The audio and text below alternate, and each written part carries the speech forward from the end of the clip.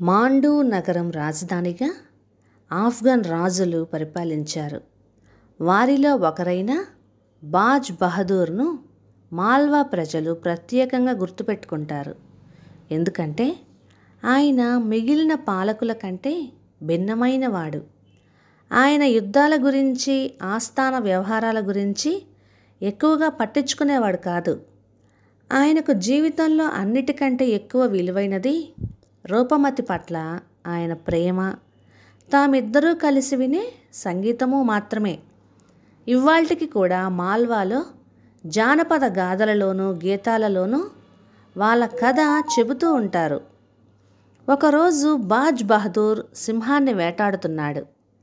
ఆ వేట ఆయనను కీకారణ్యం లోపలికి తీసుకుపోయింది. ఆ అన్వేషణలో సింహం ఎక్కడో మాయమైపోయింది. తిరిగి మాండూకు వెళ్ళే దారి కోసం ఆయన వెతుక్కుంటూ ఉండగా హఠాత్తుగా ఆయనను ఓ స్త్రీ పాట పాడుతున్న మధుర స్వరం వినిపించింది. ఆ స్వరం వినబడిన దిక్కుగా వెళ్ళి ఆయన అడవిలో ఒకానొక ప్రదేశానికి చేరుకున్నాడు. అక్కడ ఆ స్త్రీ అతి మధుర మనోహరంగా గానం చేస్తోంది. ఆ స్త్రీయే రూపమతి. ఆమెను చూడటానికి, ఆమె పాడుతుంటే వినటానికి బాజ్ బహదూర్ తరచుగా అడవికి వచ్చేవాడు. ఆయన ఆమెను గాఢంగా ప్రేమించాడు. తనతో పాటు మాండూకు వచ్చేయమని కోరాడు. మొదట ఆమె నిరాకరించింది. చివరికి ఆమె ఒక షరతు మీద అంగీకరించింది. ఒకవేళ ఆయన తన నదిని మాండూ దాకా తీసుకురాగలిగితే తాను మాండూ వస్తానన్నది. ఆ నది పేరే రీవా. ఆ నది మాండూ సమీపంలోని మైదానంలో ప్రవహించేది. రీవా తీరంలోనే రూపమతి పెరిగింది. రూపమతి అడిగినది అసాధ్యం. ఎందుకంటే ఎవ్వరూ నదిని మైదానం నుంచి కొండ మీదకి తీసుకుపోలేరు కదా. బాజ్ బహదూర్ వీలైనన్న పరిష్కారాలన్నీ ఆలోచించాడు. చివరికి తనకు సాయం చెయ్యమని రీవాను కూడా ప్రార్థించాడు. అంతిమంగా ఆయనకు ఒక విషయం తెలిసింది. కొండ మీద ఒక సరుగుడు చెట్టు ఉందట. ఆ చెట్టు కిందనే ఒక ఊట ఉందట. ఆ ఊటలో నుంచే నీళ్లు రీవా నదిలోకి ప్రవహిస్తున్నాయట. కానీ చూడగా కొండ మీద చాలా సరుగుడు చెట్లు కనపడ్డాయి. చాలా వెతికిన తర్వాత బాజ్ బహదూర్ అసలైన చెట్టుని కనిపెట్టాడు. అక్కడే ఓ చిన్న నీటి మడుగు ఉంది. దానికి ఆయన రీవా కుండం అని పేరు కూడా పెట్టాడు. అట్లా ఆయన నదీ మూలాన్ని కనిపెట్టాడు. అక్కడి నుంచే రీవాలోకి నీళ్లు ప్రవహిస్తున్నాయి. ఈ కారణంగా రీవాను మాండూ దాకా తీసుకువచ్చానని ఆయన అన్నాడు. రూపమతి సంతోషంగా రాజా అంతఃపురంలో నివసించడానికి వచ్చింది. ఆమె కోసం ఆ అంతఃపురాన్ని ఆమెకు ప్రియమైన నదీ తీరాన్నే నిర్మించారు. సంవత్సరాలు గడిచిపోయాయి.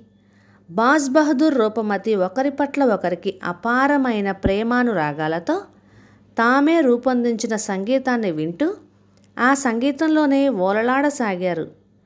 ఈలోగా మొఘల్ చక్రవర్తి అక్బర్ మాండూ రాజ్యాన్ని శాసించాలని, మాల్వా మొత్తాన్ని తన ఆధీనంలోకి తెచ్చుకోవాలని ఆదుర్దా పడసాగాడు.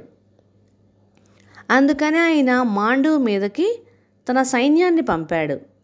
ఆ సైన్యానికి నాయకుడిగా అపరాజిత పరాక్రమవంతుడు ఆదం ఖాన్ని నియమించాడు. మొఘల్ సైన్యాలు మాండూని చుట్టుముట్టాయి. యుద్ధం మొదలైంది. బాజ్ బహదూర్ తన నగరాన్ని పరిరక్షించడానికి ప్రయత్నించి విఫలమయ్యాడు. యుద్ధం మధ్యలో ఆయనకు నగరానికి సంబంధం తెగిపోయింది. యుద్ధంలో ఓడిపోయి ఆయన రూపమతి పాత ఇంటి దగ్గరికి పారిపోయాడు. అక్కడ రూపమతి తనను కలుసుకుంటుందని ఆయన ఆశించాడు. కానీ ఆదం ఖాన్ వెంటనే మాండూ నగరంలోకి ప్రవేశించాడు. రూపమతి ప్రఖ్యాతి మొఘల్ రాజాస్థానానికి కూడా వ్యాపించడంతో ఆదం ఖాన్ రూపమతిని చూడాలని, ఆమె పాట వినాలని అనుకున్నాడు. అందుకని ఆమె బయటికి పోకుండా కట్టుదిట్టమైన ఏర్పాట్లు చేయమని తన సైనికులను ఆదేశించాడు. ఆమెను అలా అంతఃపురంలోనే బంధించి తాను ఆమెతో కొద్దిసేపు గడపదలుచుకున్నానని సందేశం కూడా పంపించాడు. దాని అర్థమేమిటో తెలిసిన రూపమతి వణికిపోయింది. తన చేతిలో ఓడిపోయిన వారి సన్నిహితులను విజేతలు ఎప్పుడూ గౌరవంగా, దయతో పరిగణించలేదు. అంతేకాక తనను ఎరగా వాడుకొని బాజ్ బహదూర్ను మాండూకు రప్పించడానికి ఆదం ఖాన్ ప్రయత్నిస్తాడని కూడా రూపమతికి తెలుసు. మొదట ఏవో సాకులు చెప్పి ఆదం ఖాన్ను చూడకుండా ఉండే ప్రయత్నాలు చేసింది రూపమతి. కానీ ఆదం ఖాన్ ఇంకా ఎక్కువ ఒత్తిడి చేయటం మొదలుపెట్టాడు. చివరికి ఆమె అంగీకరించింది. ఆ సాయంత్రం ఆమె జాగ్రత్తగా అలంకరించుకుంది. దాదాపు ఒక పెళ్లి కూతురి వలె తయారైంది. గది నిండా అత్తర్లు, పూలు చల్లించింది. ఆదం ఖాన్ తనను చూడడానికి వచ్చే ముందు కాసేపు విశ్రాంతి తీసుకోదలుచుకున్నానని చెప్పి సేవకులందరినీ అక్కడి నుంచి పంపించేసింది. కాసేపు తర్వాత ఆదం ఖాన్ ఆడంబరమైన, రాజోచితమైన దుస్తుల్లో ఆమె అంతఃపురంలోకి ప్రవేశించాడు. ఆమెకు అభివాదం చేసి ఆమె పక్కన కూర్చోవచ్చునా అని అనుమతి కూడా అడిగాడు. ఆమె నుంచి ఏ సమాధానమూ లేదు. ఆమె కదలనైనా కదల్లేదు. ఆమె విషం తీసుకొని అప్పటికే మరణించింది. విజేత చేతిలో పడకూడదని ఆమె శపథం పూనింది.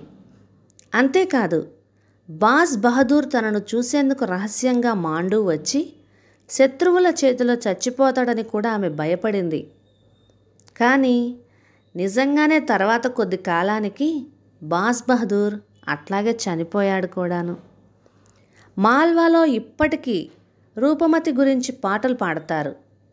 ఈ కథలాంటి కథలు, గాథలు చెప్పుకుంటూనే ఉంటారు. అవి పాక్షికంగానే సత్యాలు కావచ్చు.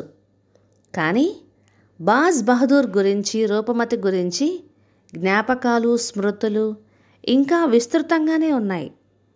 మీరు ఏ రోజైనా మాండూకు వెళ్ళి రూపమతి భవనంలో నిలబడి చూస్తే సుదూరంగా రీవా కనబడుతుంది.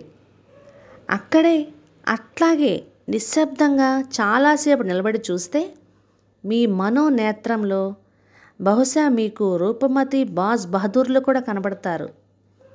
వాళ్ళు కూడా మీలాగనే గవాక్షంలో నిలబడి సుదూరాన ఉన్న రీవా నది వైపు, తామిద్దరినీ ఏకం చేసిన ఆ ప్రవాహం వైపు చూపులు సారించి ఉంటారు. కథ సమాప్తం. ఇక ఈ కథ మీకు నచ్చినట్లయితే లైక్ చేయండి, షేర్ చేయండి, సబ్స్క్రైబ్ చేయండి. Thank you.